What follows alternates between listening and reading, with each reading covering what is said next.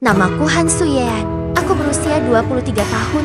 Mahasiswa tingkat akhir jurusan seni drama di Universitas Hanyang. Setiap hariku dipenuhi skrip, latihan teater, dan pekerjaan paruh waktu di sebuah kafe kecil di distrik Gangnam. Hidupku sederhana, atau tepatnya, sempit. Ayahku sudah lama tiada, dan ibuku tinggal di desa. Untuk bisa bertahan di Seoul, aku harus bekerja 2 kali lipat, pagi sebagai barista, malam sebagai asisten toko bunga. Tapi hari itu, segalanya berubah. Pintu kafe berbunyi saat seorang pria tinggi dengan jas abu-abu elegan masuk. Ia memakai jam tangan mahal dan menatap sekeliling dengan tatapan tajam tapi tenang.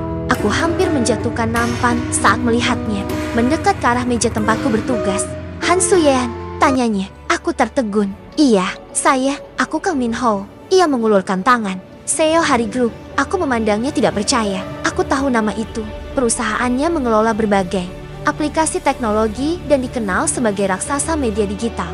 Tapi, apa yang CEO sepertinya lakukan di sini? Aku butuh bantuanmu, dan aku bersedia membayar mahal. Katanya serius. Aku menelan ludah. Maaf, aku ingin kau berpura-pura menjadi pacarku. Hanya selama 1 bulan, tidak lebih. Hanya tampil bersamaku dalam beberapa acara keluarga dan sosial. Aku hampir tertawa, tapi pria ini tidak tersenyum. Ia bahkan mengeluarkan sebuah map tipis dari tasnya. Di dalamnya, sebuah kontrak, lengkap dengan jumlah uang yang jujur saja bisa membayarku kuliah sampai lulus. Kenapa aku? Tanyaku hati-hati. Kau menarik perhatian ibuku minggu lalu saat kau mengantar kopi ke ruang rapat kami. Dan aku butuh seseorang yang tidak akan terikat secara emosional. Aku tak tahu harus merasa tersanjung atau khawatir. Aku hanya perlu seseorang yang bisa berakting meyakinkan. Aku tahu kau mahasiswa teater. Ini seperti peran kecil, tapi di kehidupan nyata. Malam itu, aku memandangi kontrak itu berkali-kali di kamar sempitku. Tawaran itu aneh, tapi juga menyelamatkanku. Aku memandangi kalender, tagihan sewa, biaya skripsi, uang makan bulan depan. Semua itu jadi seperti dinding yang menekanku dari segala sisi. Akhirnya, aku mengambil pena. Dengan tangan sedikit gemetar, aku menandatangani halaman terakhir. Nama, Han Suyean. Peran, pacar palsu Kang Min Ho. Aku tidak tahu bahwa tanda tanganku itu akan menyeretku ke dalam kisah yang jauh lebih rumit dari sekadar pura-pura. Begitu tinta di atas kertas mengering, rasanya seperti hidupku mulai diputar ulang dalam jalur yang sama sekali berbeda. Besok paginya, sebuah mobil hitam mewah menjemputku di depan kafe tempatku biasa bekerja. Sopir itu menunduk sopan. Nona Han, Tuan Kang sudah menunggu Anda. Aku melirik ke dalam mobil interior kulit putih bersih, wangi seperti parfum eksklusif. Bukan dunia yang biasa ku tinggali. Aku menarik napas dalam-dalam dan masuk ke dalam. Untuk pertama kalinya, aku tidak naik bus pagi sambil berdiri dan menggenggam tiang besi. Di gedung pencakar langit Hari Group, Min Ho menungguku di ruang pribadinya. Ia berdiri di depan jendela besar yang memperlihatkan pemandangan Seoul dari lantai ke-37. Pagi itu, ia tidak lagi terlihat dingin dan kaku seperti saat pertama kali kami bertemu. Selamat datang di kehidupan baru, Nona Han, katanya sambil tersenyum. Kita mulai pelatihan hari ini. Pelatihan? Alisku terangkat. Jika kita akan meyakinkan semua orang bahwa kau adalah kekasihku, kau harus tahu kebiasaan, makanan, warna favoritku, bahkan nama anjing peliharaan masa kecilku. Aku menatapnya kosong. Kau punya anjing? Tidak. Tapi kau harus tahu bagaimana menjawab jika ibu bertanya. Hari-hari berikutnya seperti latihan intensif. Kami berlatih bagaimana saling berpandangan dengan hangat. Bagaimana tertawa bersama seolah kami punya kenangan manis. Bagaimana menggenggam tangan dan membuatnya terlihat alami. Anehnya, Min Ho sangat teliti. Di satu titik, aku bertanya, kau sering melakukan ini sebelumnya? Min Ho menoleh sebentar, lalu menjawab, pelan, tidak. Ini pertama kalinya aku melibatkan orang asing untuk masalah keluarga. Matanya kosong sesaat, lalu ia kembali fokus pada skenario latihan. Aku ingin bertanya lebih jauh, tapi suasana langsung berubah kaku. Akhir pekan itu, kami tampil pertama kali sebagai pasangan di acara ulang tahun ibunya Nyonya Kang. Wanita elegan yang duduk seperti ratu di tengah ruangan. Jeti ini gadis yang membuatmu lebih ceria akhir-akhir ini? Tanyanya sambil memelukku ringan. Cantik sekali. Aku hanya bisa tersenyum dan membungkuk sopan. Tapi di tengah riuhnya pesta, satu suara membuat langkahku berhenti. Min Ho, aku menoleh. Dan disitulah aku melihatnya untuk pertama kali secara dekat. Kang Chun Ho, kakak Min Ho, tinggi, tenang, Sorot matanya jauh lebih tajam dibanding adiknya. Ia tidak tersenyum, justru menatapku lama, seperti sedang membaca seluruh rahasiaku. Aku mencoba mengalihkan pandangan, tapi jantungku berdetak tidak karuan.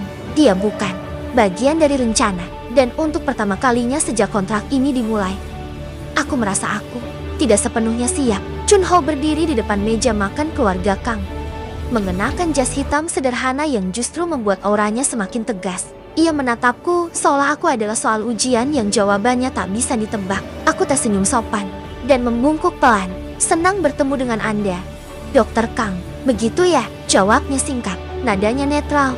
Tapi ada sesuatu dalam caranya berbicara yang membuatku merasa seolah aku sedang diinterogasi dengan bahasa diam. Minho segera menepuk bahuku dan menarikku ke samping. Jangan terlalu dipikirkan. Kakakku memang tidak mudah akrab pada siapapun. Tapi bahkan setelah kami bergeser ke sisi lain ruangan, aku masih bisa merasakan tatapan Chunho di tengkukku seperti tembusan angin dingin yang tak terlihat. Tapi nyata, beberapa hari setelah pesta itu, kami kembali berlatih sebagai pasangan pura-pura. Tapi sejak malam itu, aku jadi mudah salah fokus. Dalam pikiranku, wajah Chunho muncul lebih sering dari yang seharusnya. Aku mencoba mengalihkan pikiran dengan kembali pada tujuan awal. Kontrak, uang, dan masa depanku yang sedang aku perjuangkan. Tapi kenapa aku jadi ingin tahu siapa sebenarnya Chunho? Minho tampak semakin rileks setiap kali kami tampil bersama di publik. Kami menghadiri gala dinner, pemotretan majalah, dan beberapa konferensi bisnis. Di depan semua orang, kami terlihat seperti pasangan bahagia yang sudah saling mengenal bertahun-tahun. Tapi di balik senyum kamera, aku makin tersesat dalam dua dunia. Peran yang kubangun, dan rasa asing yang diam-diam tumbuh. Hingga suatu malam, setelah acara peluncuran aplikasi terbaru Hari Group, kami makan malam bersama keluarga besar Kang di restoran hotel. Meja panjang penuh lampu lilin dan pelayan berjas hitam membuat suasana seperti adegan drama. Saat semua orang sibuk berbincang, Chunho memotong daging steaknya tanpa suara, lalu tiba-tiba berkata pelan, tanpa menatapku, "Han Suyean, kau suka bunga matahari?" Aku tersentak kecil. "Maaf, di profilmu tertulis begitu. Tapi waktu kukunjungi akun media sosialmu yang lama, kau justru menulis bahwa kau paling benci warna kuning." Jantungku langsung berdebar. Aku menoleh pada Minho. Ia terdiam. Chunho akhirnya menatapku. "Kau tahu, jika seseorang benar-benar jatuh cinta, mereka tidak akan bohong tentang hal-hal kecil." Suasana meja mendadak hening. Semua pembicaraan terhenti sesaat. Aku menelan ludah dan memaksakan senyum. "Mungkin suaraku berubah, Dokter Kang." "Tentu," jawabnya ringan. Tapi tatapannya jelas tak percaya. Malam itu, aku pulang dengan kepala penuh pertanyaan. Siapa sebenarnya Chunho? Dan kenapa detak jantungku terasa berbeda setiap kali dia berbicara? Aku datang ke cerita ini hanya untuk pura-pura. Tapi hatiku mulai mempertanyakan peran yang kumainkan. Aku mencoba meyakinkan diriku bahwa ini semua hanya bagian dari skenario. Tapi semakin sering aku bertemu Chunho, semakin sulit bagiku untuk membedakan mana akting dan mana kenyataan. Esok harinya, aku datang ke apartemen Minho untuk sesi latihan. Biasanya, ia menyambutku dengan senyum datar dan kopi hangat. Tapi, kali ini, ia tampak gugup. "Ada hal yang perlu kuberitahu," katanya lirih. "Kakakku mengajakku bicara tadi pagi tentangmu." Aku terdiam. Apa yang dia katakan? Dia merasa ada yang aneh. Dan aku tahu dia sedang menyelidikimu diam-diam. Jantungku berdegup cepat. Chunho bukan orang yang mudah ditipu. Lanjutnya, dia tidak suka kebohongan. Bahkan kebohongan kecil. Aku duduk perlahan di sofa, meremas tanganku sendiri. "Apa yang harus kita lakukan?" tanyaku pelan. Minho menatapku dengan wajah rumit. Aku bisa memintanya menjauh, tapi aku tidak bisa mengendalikannya sepenuhnya. Untuk pertama kalinya, aku melihat bayangan kegelisahan di balik sosok Cheo yang tenang itu. Dan entah mengapa, hatiku terasa berat. Bukan hanya karena takut terbongkar, tapi karena satu bagian dari diriku tidak ingin Chunho menjauh. 2 hari kemudian, aku bertemu lagi dengan Chunho. Bukan di acara resmi, bukan pula dalam skenario yang sudah disusun, tapi di taman rumah sakit tempatnya bekerja. Aku sedang menunggu Minho menjemputku setelah wawancara media. Dan di sanalah dia duduk sendirian di bangku kayu, membaca catatan pasien dengan serius. Aku ragu untuk menghampiri, tapi Chunho lebih dulu mendongak dan menatapku. "Han Suyean," aku membeku. "Boleh duduk sebentar," katanya, menyisakan ruang di sampingnya. Aku duduk perlahan, diam. Lalu, tanpa basa-basi, Dia berkata pelan. Kau tahu, Minho pernah mengalami patah hati berat dulu. Dan sejak itu, dia tak pernah membawa siapapun pulang ke rumah. Aku menoleh padanya. Jetty, ketika kau tiba-tiba muncul, semua terasa terlalu cepat, terlalu sempurna. Ia menatapku dalam. Terlalu dibuat-buat. Aku menunduk. Aku hanya mencoba menjadi seseorang yang bisa membuatnya nyaman. Kau mencoba terlalu keras, katanya lembut. Seseorang yang mencintai tidak perlu berpura-pura. Aku ingin meninggalkanku dengan satu kalimat yang tak bisa berkata apa-apa. Karena sebagian bohong dari ucapannya. Jangan khawatir. Benar, kebohongan tak butuh waktu lama untuk runtuh. Malam itu, aku menatap bayanganku sendiri di cermin. Di balik gaun cantik dan senyum pura-pura, aku mulai kehilangan diriku sendiri. Dan entah sejak kapan, aku lebih takut kehilangan tatapan pria yang seharusnya bukan milikku. Aku mulai menyadari, perasaanku tak lagi sepenuhnya bisa dikendalikan. Setiap kali aku melihat Chunho, aku gugup. Bukan karena takut ia membongkar kebohongan kami, tapi karena hatiku mulai bereaksi padanya dengan cara yang tidak bisa kujelaskan. Hari itu, kami menghadiri makan malam resmi keluarga Kang dengan beberapa rekan bisnis dari Jepang. Aku berdandan lebih elegan dari biasanya, memakai gaun biru laut yang dipilihkan oleh Minho sendiri. Ia terlihat puas saat melihatku keluar dari ruang ganti. Kau tampil seperti kekasih CEO sungguhan, katanya. Aku tersenyum kecil, tapi bagian dalam diriku justru terasa seperti sedang memerankan tokoh yang semakin jauh dari kenyataan. Di meja makan, semua berlangsung lancar hingga satu momen kecil membuat segalanya bergetar. Aku tertawa karena candaan Minho tentang masa kecilnya, dan tanpa sadar berkata, "Ah, Kang Minho memang selalu begitu." Seisi meja hening. Aku sendiri tidak sadar kesalahan itu sampai terlambat. Aku memanggilnya dengan nama lengkap, bukan dengan sapaan akrab seperti Opa yang biasa kupakai di depan keluarga dan rekan. Nyonya Kang menoleh pelan. Kalian biasanya memanggil dengan sebutan itu. Minho tertawa canggung. Ah, dia hanya gugup. Bu, tapi tatapan Chunho seperti tombak yang menembus dadaku. Ia tidak berkata apa-apa, tapi sorot matanya berbicara. Setelah acara selesai, Minho menarikku ke samping sebelum kami naik mobil. Kau harus lebih hati-hati, katanya lembut, tapi tegas. Ibu sangat peka. Sekali saja dia merasa ada yang janggal. Aku menunduk. Maaf, aku tidak sengaja. Ini bukan hanya tentang kesan. Ini tentang menjaga semuanya tetap utuh.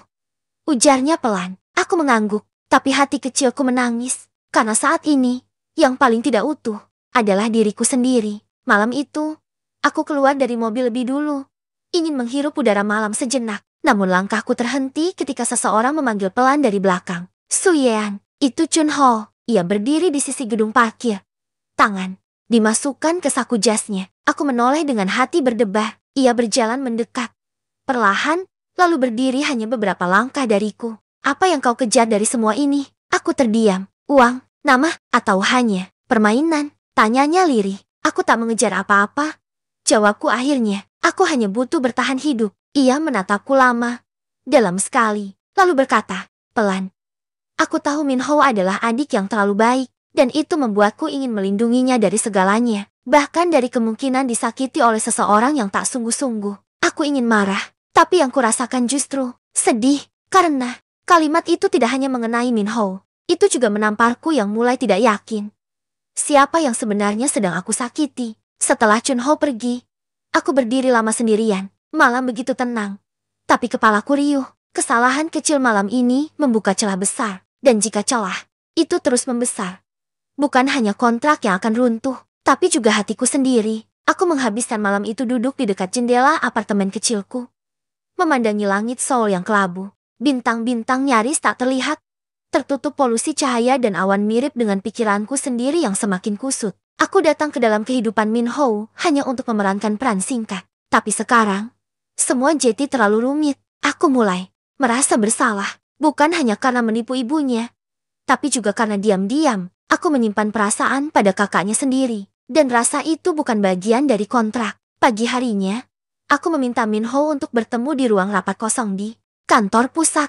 Ia baru saja selesai meeting penting, tapi tetap meluangkan waktu untukku. Ada apa? Tanyanya lembut. Aku menggenggam tangan di pangkuanku. Aku ingin memperjelas satu hal tentang batas. Minho menaikkan alis. Batas antara pelan dan kenyataan.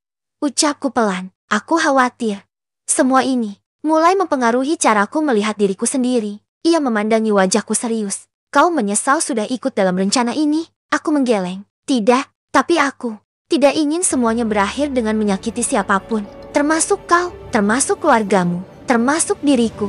Min Ho terdiam lama, lalu akhirnya mengangguk. Aku menghargai itu, katanya. Dan aku percaya kau bisa membedakan apa yang nyata dan apa yang tidak. Tapi kenyataannya, aku semakin sulit membedakannya. Beberapa hari kemudian, aku dan Min Ho diundang menghadiri acara peresmian cabang baru hari grup di Busan. Kami harus tinggal semalam di hotel yang sama dengan keluarga besar Kang. Semua harus terlihat alami, hangat, dan harmonis. Aku mengenakan blus putih dan rok lembut berwarna biru pastel. Tapi hati kecilku gelisah, karena aku tahu Chun Ho juga ada di sana. Dan memang benar, saat aku turun ke lobi hotel untuk sarapan, aku melihatnya duduk sendirian, membaca koran. Tapi kali ini, bukan dengan jas resmi atau sikap dingin. Ia mengenakan sweater abu-abu sederhana dan celana kain longgar. Sangat berbeda, sangat manusiawi. Aku hampir berbalik, tapi ia lebih dulu menoleh. Pagi, sapanya. Aku membalas pelan. Pagi. Ia melipat korannya. Makan bareng? Aku ragu, tapi akhirnya mengangguk. Kami duduk di pojok ruangan, jauh dari perhatian siapapun. Awalnya kami makan dalam diam, tapi kemudian Chun Ho bertanya sesuatu yang membuatku menahan napas. Kalau bukan karena uang, apa alasanmu menerima tawaran Min Ho? Aku mematung. Kau masih berpikir aku melakukan ini demi uang? Aku ingin tahu jawaban darimu, bukan dari dugaanku. Aku menunduk, mengaduk teh di cangkirku perlahan, lalu menjawab dengan jujur. Awalnya, iya, tapi sekarang, aku tidak yakin lagi. Kadang aku ingin menyudahi semuanya. Tapi di saat bersamaan, aku juga takut kehilangan semua ini, termasuk dia. Tanyanya, aku menatap matanya. Entah. Chun Ho terdiam. Lalu pelan-pelan ia berkata, kadang, kita tidak tahu perasaan kita yang sebenarnya, sampai terlalu terlambat. Malam itu, saat semua orang berkumpul di ballroom hotel, aku berdiri di samping Min Ho, tersenyum, di depan para tamu. Tapi pikiranku melayang ke satu arah, ke arah seseorang yang seharusnya tidak menjadi bagian dari naskah ini. Dan untuk pertama kalinya sejak kontrak ini dimulai, aku sadar bahwa aku harus memilih, sebelum semuanya hancur karena ketidakjujuranku sendiri. Tapi bagaimana jika pilihan apapun yang kuambil akan tetap menyakiti seseorang? Malam di ballroom hotel itu terasa panjang. Lampu-lampu kristal bergemerlapan. Musik jazz mengalun pelan. Dan tawa para tamu menggema hangat. Tapi dadaku terasa dingin. Aku berdiri di sisi Min Ho, tersenyum untuk kamera dan tamu undangan. Tapi senyumku mulai terasa seperti topeng yang terlalu berat untuk dipakai. Di kejauhan, mataku menangkap sosok Chun Ho. Ia berdiri sendiri di dekat jendela besar, memandangi kota Busan yang bermandikan cahaya malam. Wajahnya teduh, tapi matanya seolah menyimpan ribuan kalimat yang tak pernah diucapkan. Aku ingin menghampirinya, tapi tangan Min Ho tiba-tiba menggenggam jemariku. Kau baik-baik saja, bisiknya. Aku tersentak. Iya, hanya sedikit lelah. Setelah acara ini selesai, kita bisa pulang lebih cepat kalau kau mau. Aku mengangguk pelan. Tapi yang sebenarnya ingin kulakukan adalah pergi dari semuanya. Bukan karena aku ingin kabur, tapi karena hatiku tak lagi tahu kepada siapa ia seharusnya setia. Keesokan harinya, aku diam-diam menulis sepucuk surat untuk Min Ho. Min Ho, terima kasih telah mempercayakanku peran ini. Kau selalu baik, sopan, dan tidak pernah membuatku merasa kecil. Tapi sekarang, aku merasa berada di ambang kebohongan yang bisa menghancurkan lebih banyak hati, termasuk milikmu. Aku tidak ingin menjadi alasan keluargamu retak atau hubunganmu dengan kakakmu memburuk. Aku memilih mundur, bukan karena aku tidak peduli, tapi justru karena aku mulai peduli. Aku meninggalkan surat itu di meja kamarnya, lalu mengepak koperku diam-diam. Tapi saat aku hendak meninggalkan hotel, suara berat yang sangat kukenal menghentikan langkahku di pintu lobi. Su Yean. Aku berbalik. Chun Ho berdiri di sana. Tatapannya tajam namun tidak marah, lebih kebingung dan khawatir. Kau mau kemana? Tanyanya. Pelan, aku menatap lantai. Pulang. Aku sudah terlalu jauh berpura-pura. Ia mendekat beberapa langkah, lalu berkata, kalau ini tentang perasaanmu, kenapa tidak jujur saja sejak awal? Aku menahan napas, karena aku tidak ingin merusak hubungan kalian.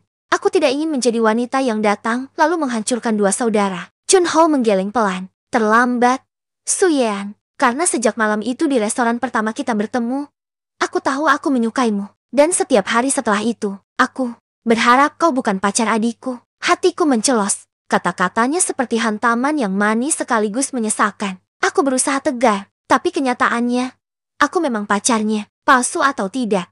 Semua sudah terlanjur rumit. Chunho mendekat. Lagi.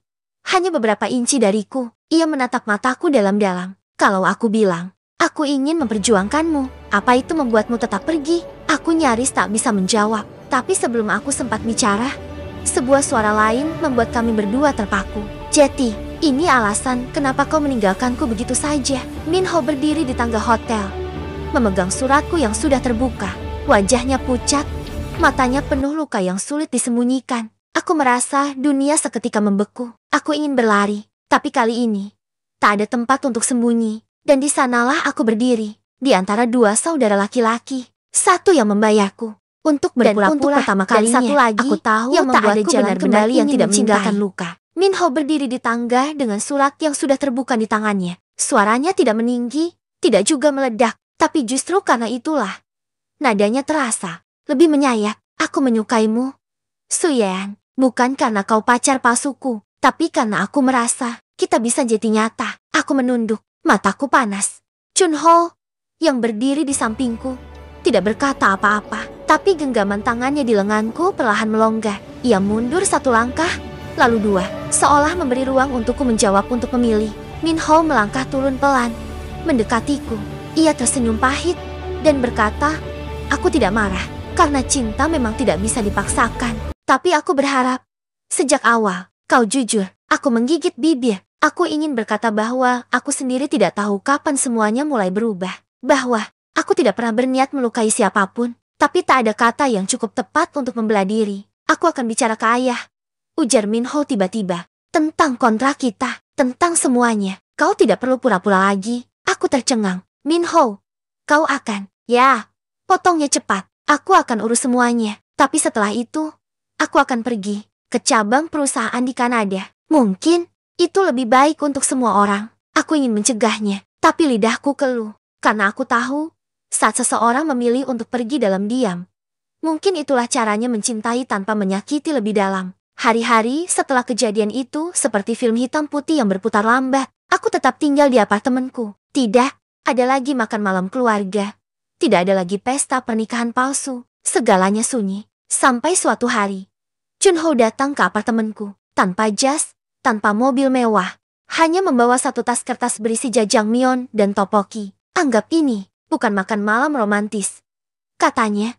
Duduk di lantai ruang tengah. Hanya seseorang yang ingin membuatmu tersenyum lagi. Aku menatapnya. Ada banyak pertanyaan di benakku, tapi hanya satu yang keluar. Kenapa kau masih di sini? Ia menatapku balik. Karena tidak semua hal bisa ditinggalkan begitu saja. Aku menunduk. Tapi aku masih merasa bersalah. Kalau begitu, katanya pelan, biarkan aku jadi tempatmu menebus rasa bersalah itu. Bukan dengan luka, tapi dengan kebahagiaan. Air mataku tumpah. Untuk pertama kalinya, bukan karena sakit tapi karena seseorang memilih bertahan. Bahkan setelah tahu seluruh kebenaran. Namun kebahagiaan itu hanya bertahan sekejap. Karena keesokan harinya, sebuah pesan dari kantor pusat datang kepadaku. Kepada Nai, Han Suyean, kami ingin menginformasikan bahwa kontrak kerja Anda dengan perusahaan telah dihentikan secara sepihak. Anda diminta untuk mengosongkan ruang kerja dan apartemen perusahaan dalam waktu 48 jam. Aku mematung, bukan karena kehilangan pekerjaan, tapi karena satu kalimat tambahan di bawah surat itu. Permintaan ini datang langsung dari Tuan Han Chunho. Hatiku seketika runtuh. Bagaimana mungkin orang yang baru saja berjanji untuk tetap di sisiku adalah orang yang meminta agar aku pergi. Dan untuk kedua kalinya, aku berdiri sendiri. Dalam kebingungan yang sama menyakitkannya, tanganku gemetar saat meletakkan surat pemberhentian kerja itu di meja. Kalimat terakhir di sana terus terngiang-ngiang di kepalaku seperti gema yang tak kunjung berhenti. Permintaan ini datang langsung dari Tuan Han Chunho. Tidak mungkin, itu bukan Chunho yang aku kenal. Bukan pria yang memintaku tetap tinggal. Bukan dia yang berkata ingin membahagiakanku. Aku segera mengambil ponsel dan mencoba menghubunginya. 1 kali, 2 kali, 3 kali, tapi tak pernah ada jawaban. Bahkan pesan-pesanku tak terbaca. Seolah ia benar-benar ingin aku pergi tanpa penjelasan. Air mata mulai menetes, tapi bukan karena sedih, melainkan karena aku muak merasa lemah dan ditinggalkan begitu saja. Aku tahu, aku tak bisa menunggu penjelasan yang mungkin tak akan datang. Aku harus mencari tahu sendiri. Hari itu juga, aku pergi ke kantor pusat, bukan untuk meminta pekerjaan kembali, tapi untuk menuntut kejelasan. Namun, saat aku tiba di lobi, seorang resepsionis wanita menahanku. "Maaf, Anda sudah tidak memiliki akses ke dalam gedung," katanya kaku. "Perintah langsung dari direksi." Aku menunjukkan ID card lamaku. Meskipun aku tahu itu percuma, kalau begitu, setidaknya izinkan aku bertemu Min Ho. Wajah resepsionis itu tampak ragu. Tapi kemudian ia berkata pelan, "Tuan Min Ho sudah berangkat ke bandara pagi ini. Ia akan menetap di Kanada mulai hari ini." Hatiku mencelos. Secepat itu, bahkan tanpa pamit, aku melangkah mundur dengan langkah limbung. Ketika tiba-tiba, seseorang menyentuh pundakku dari belakang. "Kenapa? Kau masih di sini?" Suara itu rendah, dingin. Aku berbalik, dan Chun Ho berdiri di sana. Wajahnya datar, tanpa senyum, tanpa ekspresi. "Kenapa?" tanyaku langsung. Tak bisa menahan diri. "Kenapa kau meminta mereka memberhentikanku?" Ia menatapku dalam diam selama beberapa detik, lalu menjawab, "Karena kontrak kita sudah selesai, dan aku pikir itu waktu yang tepat untuk mengakhiri semuanya." "Lalu semua yang kau katakan malam itu, bahwa kau ingin aku bahagia, bahwa kau tak akan meninggalkanku?" Senyumnya miring, hampir seperti mengejek. "Itu hanya kalimat pelipur lara, Su Yean. Jangan terlalu percaya." Brak, seketika hatiku seakan jatuh ke lantai, pecah tanpa bisa dikumpulkan lagi. Aku tidak tahu apa yang lebih menyakitkan, diberhentikan secara tiba-tiba, atau ditolak oleh satu-satunya orang yang sebelumnya membuatku merasa pantas dicintai. Tapi saat aku hendak pergi, sesuatu dalam raut wajah Chun Ho berubah. Tangannya sempat terangkat, seolah ingin menahanku. Tapi kemudian ia mengurungkannya. Dan di detik itu, aku sadar ada sesuatu yang disembunyikannya. Sesuatu yang belum bisa ia katakan. Malamnya, aku kembali ke apartemen dan mendapati koperku telah diletakkan di luar pintu. Tak ada tempat lagi untukku di sini. Aku menatap langit malam sambil menarik napas panjang. Tak ada siapapun di sisiku. Tak ada rumah. Tak ada pekerjaan. Tak ada cinta. Hanya satu pilihan tersisa. Aku harus pergi dan memulai semuanya dari awal. Sendirian. Tapi sebelum aku pergi, aku bersumpah aku akan mencari tahu kebenaran di balik semua ini. Bahkan jika itu berarti membongkar rahasia yang selama ini ditutup rapat-rapat oleh keluarga Han. Dan ternyata, semesta menjawab sumpahku lebih cepat dari yang kuduga. Keesokan paginya, aku kembali ke gedung tempat aku pernah bekerja. Bukan sebagai staf, bukan juga sebagai pacar palsu CEO, tapi sebagai seseorang yang sedang mencari jawaban. Di sudut lobi yang lengang, aku melihat sosok yang tak asing. Sekretaris Lee yang pernah menjadi tangan kanan Han Chun Ho. Ia tampak terkejut melihatku. Tapi sebelum sempat kabur, aku sudah menahannya. "Tolong, katakan padaku, apa yang sebenarnya terjadi?" bisikku lirih. Hampir seperti memohon. Sekretaris Lee menatap sekeliling sebelum menarikku ke sudut belakang kafe kantor. Setelah beberapa detik hening yang mencekam, ia mengeluarkan sebuah amplop besar dari dalam tas kerjanya. Aku tidak pernah setuju dengan keputusan mereka, tapi aku juga tak bisa menentangnya. "Di dalam sini ada sesuatu yang kau perlu tahu." Dengan tangan gemetar, aku membuka amplop itu. Isinya adalah fotokopi dokumen legal dan surat pernyataan dari sebuah rumah sakit. Dan di situ tertulis nama seseorang yang tak pernah kuduga. Han Min Ho. Apa maksudnya? Min Ho. Aku menatap sekretaris Lee. Bingung. Ia mengangguk perlahan. Min Ho sedang sakit parah. Ia punya penyakit genetik langka yang hanya bisa ditangani di luar negeri. Dia dijadwalkan operasi besar minggu depan di Kanada. Tapi, ada syarat dari keluarga Han. Tidak boleh ada distraksi emosi sebelum operasi. Dan itu termasuk kau. Napas panjangku tertahan. Mendadak semuanya terasa masuk akal kepergiannya. Sikap dingin Chun Ho. Bahkan pemecatan mendadak itu. Chun Ho melakukan semua ini untuk melindungi Min Ho. Tanyaku pelan. Sangat mungkin, jawab sekretaris Lee. Mereka bersaudara. Tapi mereka juga terjebak dalam dunia yang sama kerasnya dengan bisnis keluarga. Dan sayangnya, perasaanmu harus dikorbankan di dalamnya. Hatiku terasa hancur kembali. Tapi bukan karena ditinggalkan, melainkan karena tahu bahwa dua pria yang kucintai sedang berjuang di dalam perang yang tak terlihat oleh siapapun. Aku duduk termenung di halte bus saat matahari mulai turun perlahan.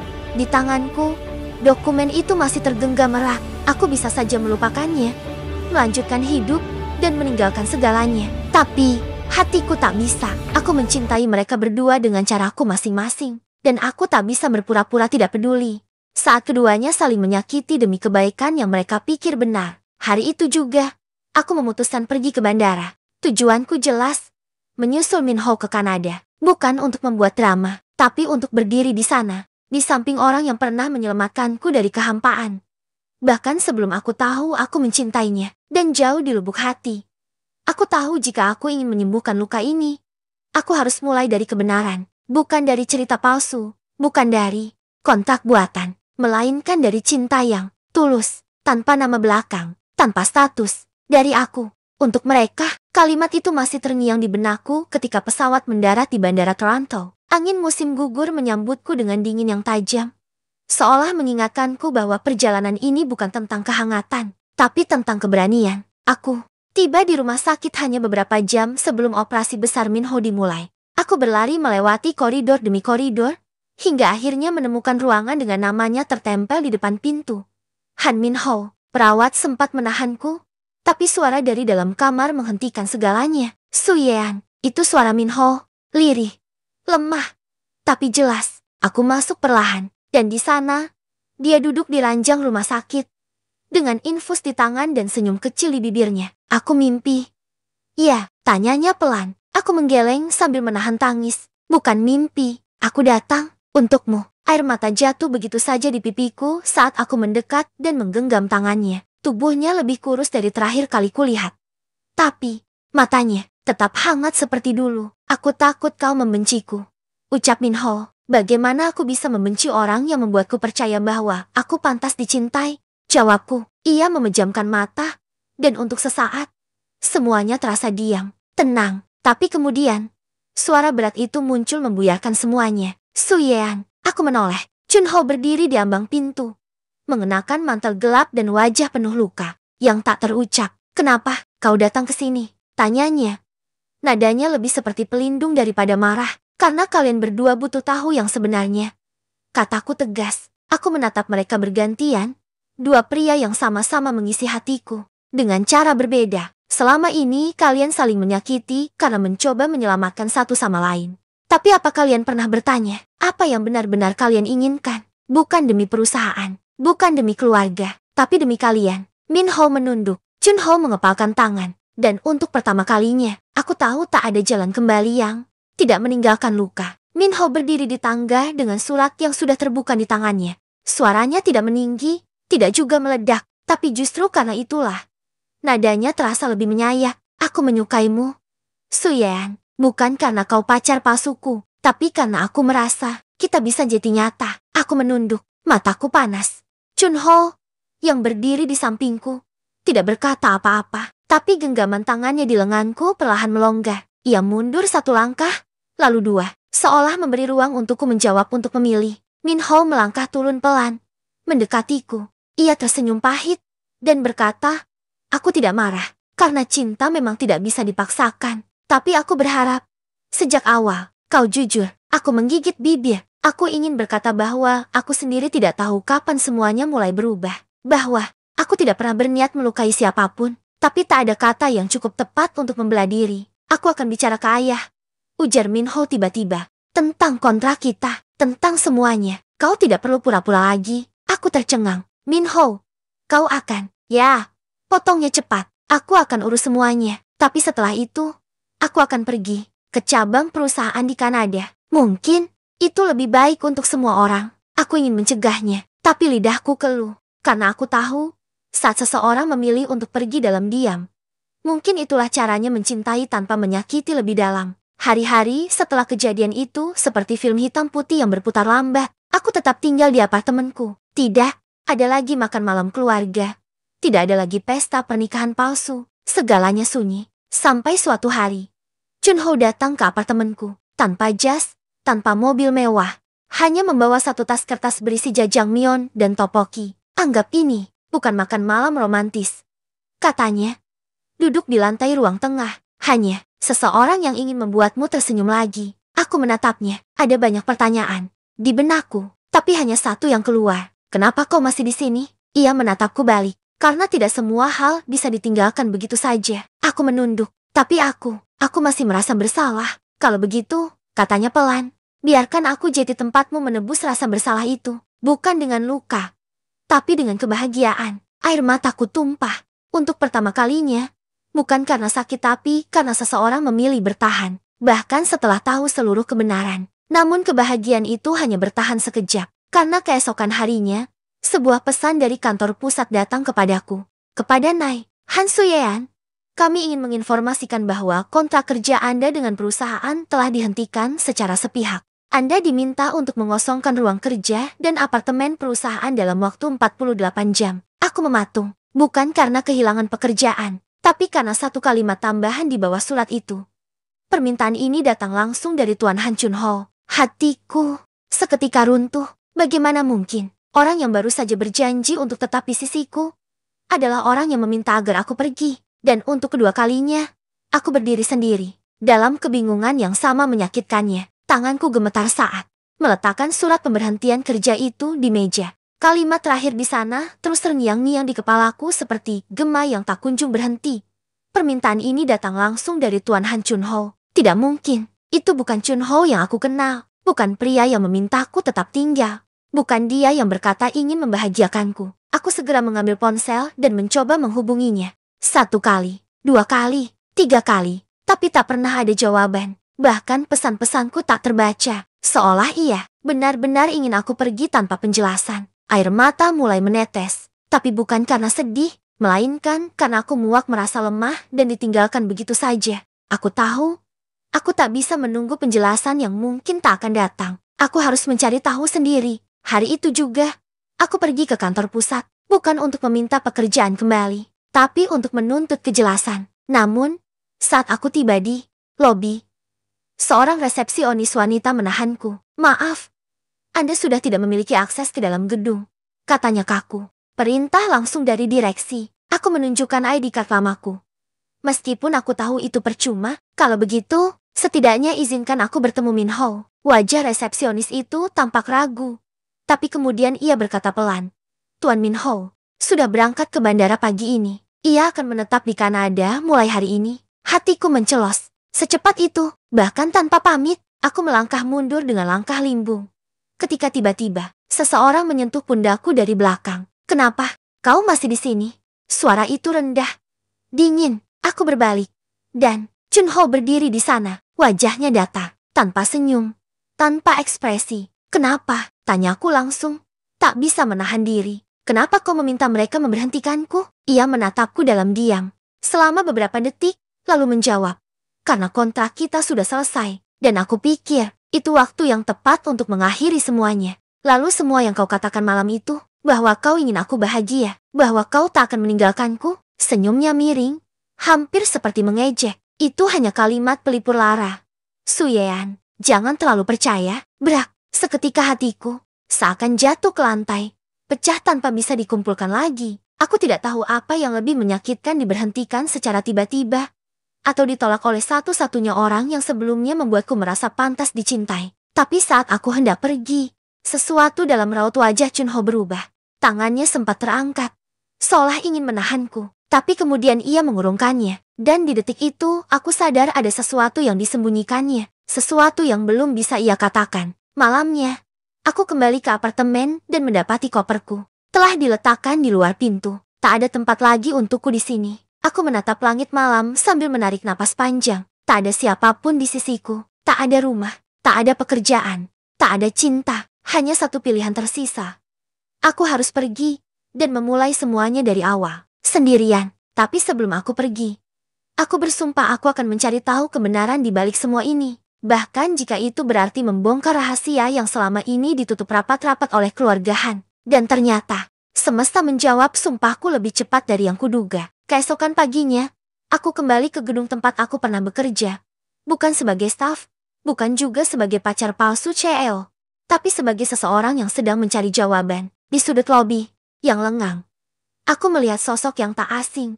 Sekretaris Lee yang pernah menjadi tangan kanan Han Chunho. Ia tampak terkejut melihatku. Tapi sebelum sempat kabur, aku sudah menahannya. Tolong, katakan padaku, apa yang sebenarnya terjadi? Bisikku lirih.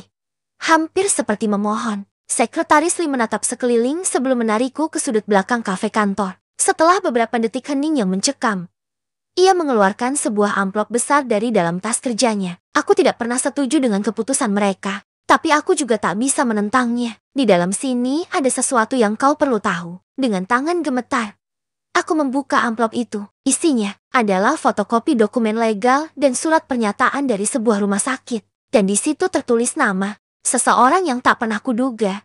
Han Minho. Apa maksudnya? Minho. Aku menatap sekretaris Lee. Bingung. Ia mengangguk perlahan. Minho sedang sakit parah. Ia punya penyakit genetik langka yang hanya bisa ditangani di luar negeri. Dia dijadwalkan operasi besar minggu depan di Kanada. Tapi ada syarat dari keluarga Han. Tidak boleh ada distraksi emosi sebelum operasi. Dan itu termasuk kau. Napas panjangku tertahan. Mendadak semuanya terasa masuk akal kepergiannya.